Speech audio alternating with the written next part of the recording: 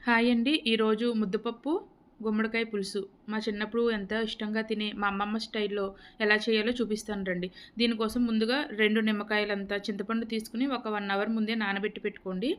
ముద్దపప్పు కోసం కందిపప్పుని ఒక 1 అవర్, 2 అవర్స్ నానబెట్టుకొని అప్పుడు ఉడికించుకుంటే తొందరగా ఉడుకుతుందండి పప్పు. 2 విజిల్స్ వచ్చిన తర్వాత 2 మినిట్స్ సిమ్‌లో పెట్టుకొని అది స్టవ్ ఆఫ్ చేసుకున్న తర్వాత తగినంత ఉప్పు, పసుపు వేసుకొని మంచిగా కలుపుకొని పక్కన పెట్టుకోవటం అండి. ఇప్పుడైతే గుమ్మడికాయ అనేది మీరు కట్ చేసుకున్నప్పుడు కొంచెం పెద్ద ముక్కలు కట్ చేసుకోండి. ఇది నేను సంక్రాంతికి వెళ్ళినప్పుడు తెచ్చుకున్న గుమ్మడికాయ అండి అది. కొంచెం పెద్ద ముక్కలు కట్ చేసుకోండి. గుమ్మడికాయ అనేది ఎప్పుడు కూడా కోసిన తర్వాత ఒక మంచి కాయ అయితే 3 మంత్స్ వరకు నిల్వ ఉంటుందంట. కొంచెం వెడల్పుగా ఉన్న గిన్నె కూడా తీసుకోండి. దాంట్లో ఇలా కడిగి మనం కట్ చేసుకున్న గుమ్మడికాయ ముక్కలు, ఈ సైజు ఉల్లిపాయలు 2, చిన్న అల్లం ముక్క, 5, 6 వెల్లుల్లి రెబ్బలు వేసుకొని దాన్ని మిక్సీ చేసుకొని వేసుకోండి. 2 పచ్చిమిర్చి చెక్కలు చేసుకొని వేసుకోండి. తర్వాత తగినంత ఉప్పు, కారం, పసుపు వేసుకొని తగినన్ని నీళ్లు పోసుకోండి. మరీ ముక్కలు పైదాకా వాటర్ రావాల్సిన అవసరం లేదండి. మళ్ళీ మనం చింతపండు పులుసు పోస్తాం కదా, కొంచెం సరిపడి పోసుకొని ముక్కలన్నీ నీళ్ళలో సర్దుకొని స్టవ్ ఆన్ చేసి ఈ గిన్నె స్టవ్ మీద పెట్టుకోండి. ముందు హై ఫ్లేమ్‌లో పెట్టుకోండి. అది కొంచెం మరుగు పట్టిన తర్వాత అప్పుడు సిమ్‌లో పెట్టుకోవచ్చు. అది మరగటం స్టార్ట్ అయిన తర్వాత ఒక 1 ½ స్పూన్ ధనియాల పొడి వేసుకోండి. మీ దగ్గర ధనియాల పొడి లేకపోతే గనక మీరు ఉల్లిపాయ, అల్లం వెల్లుల్లి పేస్ట్ చేసుకున్నప్పుడు అందులోనే ఒక 1 ½ స్పూన్ ధనియాలు వేసుకొని కూడా పేస్ట్ చేసుకొని వేసుకోవచ్చు. నా దగ్గర పొడి ఉంది కాబట్టి నేను డైరెక్ట్‌గా వేసుకున్నానండి.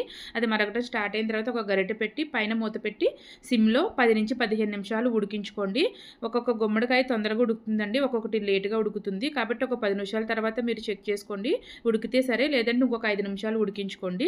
ఇలా ఫోర్క్‌తో మీరు ముక్క ఉడికిందో లేదో చెక్ చేసుకోవచ్చు. తర్వాత మనం నానబెట్టుకున్న చింతపండులో కొంచెం నీళ్లు పోసుకొని పిసుక్కుని తుక్కేమీ రాకుండా ఆ చింతపండు నీళ్లు పోసుకోండి.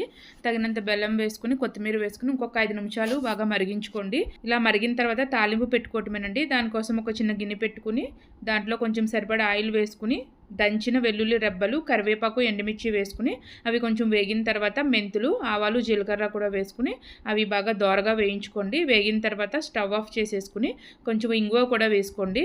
అయితే ఇక్కడ మీరు పులుసు మరిగించుకునేటప్పుడు కొంచెం వెడల్పాటి ఖాళీగా ఉన్న గిన్నె పెట్టుకోండి. గిన్నె చిన్నగా ఉంటే కలుపుకోవడానికి ఇబ్బంది అయ్యి ముక్కలు అనేది ఇడిపోతాయండి. అందుకనేసి ఖాళీగా ఉన్న గిన్నె పెట్టుకోండి. ఇంకొకటేమో ఉప్పు, కారం, బెల్లం అనేది మీ టేస్ట్‌కి తగ్గట్టుగా వేసుకోండి. కొంతమంది కొంచెం ఎక్కువ తింటారు, తక్కువ తింటారు కదండీ. సో, మీ టేస్ట్‌కి తగ్గట్టుగా ఉప్పు, కారం, బెల్లం అనేది వేసుకోండి.